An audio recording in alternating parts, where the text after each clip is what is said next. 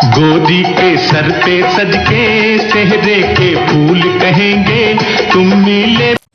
Asian films के banner तले बनने वाली फ़िल्म तुम मिले प्यार मिला, जिसे 1969 में मुल्क के सिनेमाओं पर रिलीज़ किया गया। ये फ़िल्म नगमाती, रोमानवी, कॉमेडी और एडवेंचर से पुर थी। जबकि कहानी का खुलासा ये था कि एक रक्षी नामी बच्ची, जिसे रक्षी की मां मरते वक्त अपनी वफ़ादार मुलाजमा मुगलानी के सुपर्द करती है ताकि रक्षी की अच्छी और मशरक़ी तौर पर तरीक़े से तरबियत हो सके। लेकिन बेगम की वफ़ात के बाद नवाब साहब अपनी इकलौती बेटी रक्षी को जदीद तकाज़ों से हम कर पालना चाहते हैं। वो उसकी तरबियत ऐसे खतूत पर इस्तेवार करने लगते हैं कि वो मगरिब माशरे की दिलदाता और ज़िद्दी और ख़ुदसर होती चली जाती है। जबकि मुलाजमा मुगलानी और उसके बेटे जावेद से ऐसा इम्तियाज़ी सलूक किया जाता है कि वो उनकी कोठी को छोड़ने कर झोंपड़े में पहुंच जाते हैं। जवान होने के बाद रक्षी मगरिबी तहज़ीब में पलकर मज़ीद ख़ुदसर और ज़िद्दी हो जाती है।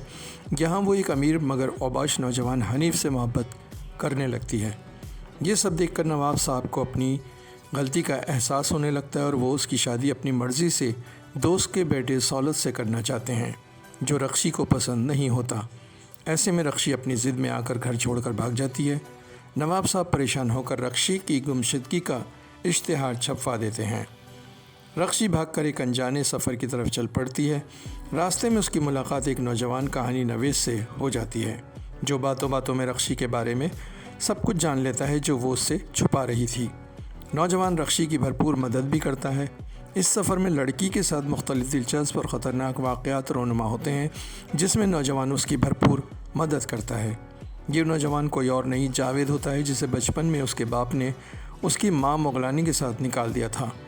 जावेद की मदद से अपने अय्यार और लालची दोस्त हनीफ के पास वो जा पहुंचती है तो उसे हनीफ की हकीकत का वहां पता चल जाता है और फिर वो जावेद के समझाने पर घर से भागने वाली गलती पर शर्मिंदा होकर अपने डैडी से मिलने आती है और जावेद से भी उन्हें मिलाती है। वो डैडी को बताती है कि जावेद ने इसका किस तरह साथ दिया। जावेद बतौर लिखारी इस लड़की की कहानी अखबार में देना चाहता है।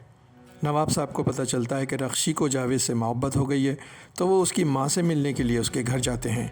वहाँ वो अपनी पुरानी मुलाजमा मुगलानी को देखकर हैरान हो जाते हैं। कुछ पसोपेश के बाद आखिरकार नवाब साहब इस शादी के लिए राज़ी हो जाते हैं और उनका मिलाप हो जाता है। इन दोनों के मिलाप में इकबाल का किरदार बेहद अहम होता है।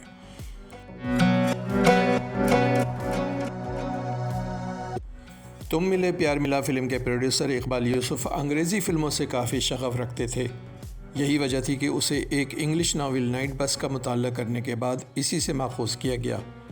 इससे पहले यही फ़िल्म हॉलीवुड में द श्योर थिंग के नाम से बन चुकी थी और बादशाह इस अंग्रेज़ी फ़िल्म से मुतासिर होकर भारत में चोरी चोरी बनी, जिसमें शम्मी कपूर और नरगिस ने मरकज़ी किरदार अदा किए थे।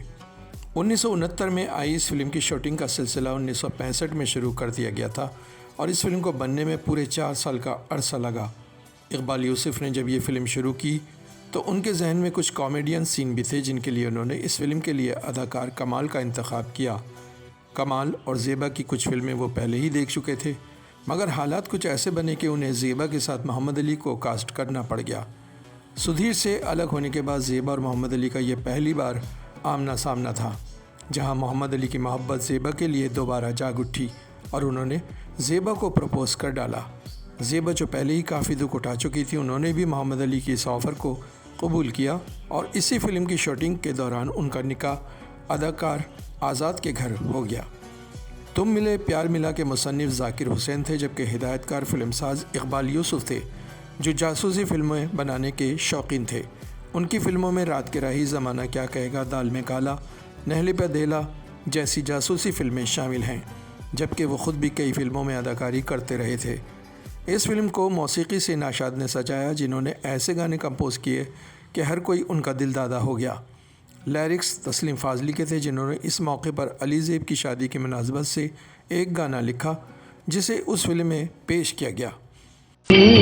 रात को भूल जाऊं। 6 गाने इस फिल्म में रखे गए, जिन्हें अहमद रुश्दी, आयरन परवीन, मुजीब आलम, नूरजहां, मेहदी हसन, मुनीर हुसैन ने निहायत उम्दगी से गाए।